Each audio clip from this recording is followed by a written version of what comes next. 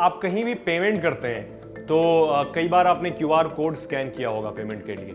तो हर जगह इन दिनों क्यूआर कोड होता है जहां आपको पेमेंट करना होता है, चाहे चाय की टपरी हो या फिर बड़े से बड़े मॉल में चले जाएं, आपको एक ऑप्शन पेमेंट का होता है जहां आप क्यूआर कोड स्कैन करके पेमेंट करते हैं और ये काफ़ी ईजी और लेजिटिमेट तरीका है। बट जो स्कैमर्स हैं इसी क्यूआर कोड को यूज़ करके मैनिपुलेट करके लोगों को ठग रहे हैं काफ़ी तेज़ी से। इनफैक्ट लास्ट मंथ ही FBI ने जो US की एक बड़ी इन्वेस्टिगेटिव एजेंसी है उसने एक एडवाइजरी जारी की थी जिसमें FBI ने बताया था कि क्यूआर कोड स्कैम काफ़ी तेज़ी से बढ़ रहा है और उससे बचने के लिए आपको क्या करना चाहिए।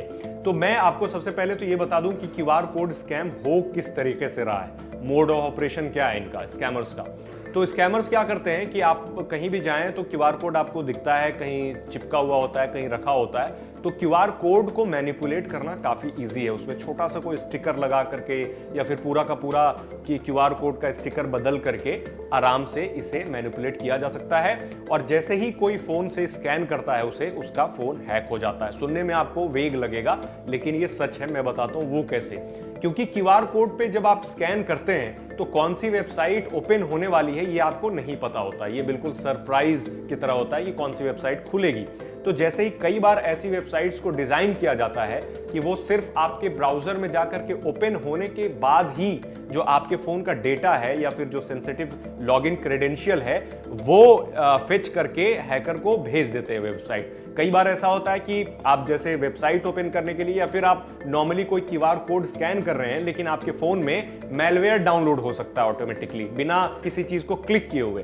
तो डायरेक्ट मैलवेयर भी आपके फोन में इंस्टॉल हो सकता है। तो एक बार अगर फोन में आपके मैलवेयर इंस्टॉल हो गया तो उसको हटाना तो मुश्किल होता ही है, साथ ही जो आपकी कॉल डिटेल्स हो गए, मैसेज हो गए या फिर कोई भी चैट्स हो गए वो आराम से हैकर्स के पास जा सकते हैं। यहां तक कि जो बैंक अकाउंट्स के क्रेडेंशियल होते हैं वो भी चले जा सकते हैं। ये तो हो गया एक तरीका कि मैनिपुलेट करके कहीं पे रखा हुआ है क्यूआर कोड, उसको कोई दूसरा उसके जगह पे क्यूआर कोड लगा करके कई बार साइबर क्रिमिनल्स ऐसा करते हैं। लेकिन एक और तरीका है, वो तरीका है ईमेल वाला।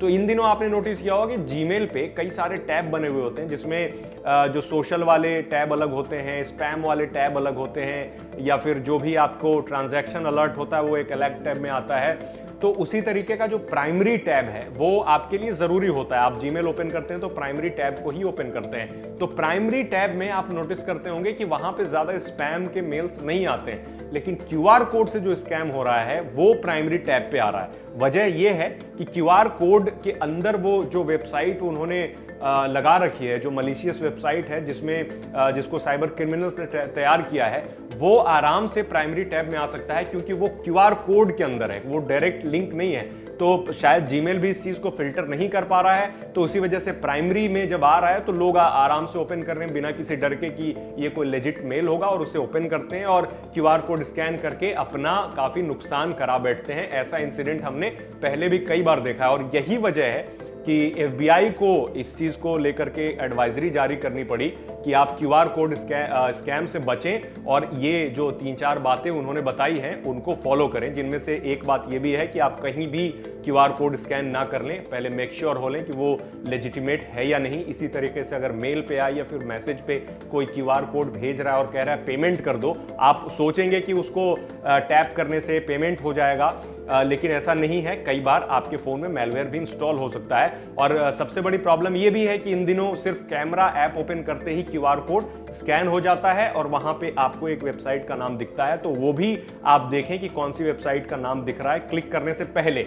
किसी ऐप में डायरेक्ट क्यूआर कोड स्कैन करने से ही वो वेबसाइट लोड होने लगती है और आपको तब पता भी नहीं चलता है कि कौन सी वेबसाइट लोड हो रही है जब तक आप ऊपर टैब में URL बॉक्स में जाकर के नहीं देखते हैं। तो आप कुछ चीजों को ध्यान में रख करके क्यूआर कोड स्कैम से बच सकते हैं, क्योंकि अभी हो सकता है कि ये अर्ली हो, क्योंकि लास्ट ही मंथ वो FBI ने भी एडवाइजरी जारी करी थी कि US में ऐसा हो रहा है। इंडिया में भी मैंने कई इंसिडेंट्स ऐसे सुने हैं क्यूआर कोड स्कैम को लेकर के। काफी पहले, मुझे याद है 1-2 साल पहले इसे लेकर के मैंने एक वीडियो बनाया था, लेकिन अब ये चीज तेजी से फैल रही है क्योंकि बहुत सारे जो तरीके हैं हैकिंग के, स्कैम करने के, वो लोगों को पता चल रहा है, लोग अवेयर हो रहे हैं। इसी वजह से नए नए तरीके जो साइबर क्रिमिनल्स हैं वो लेकर के आ रहे हैं। तो आपको इन सब चीजों से बचना है और मैंने जो बताया उस चीज को आप फॉलो कर सकते हैं।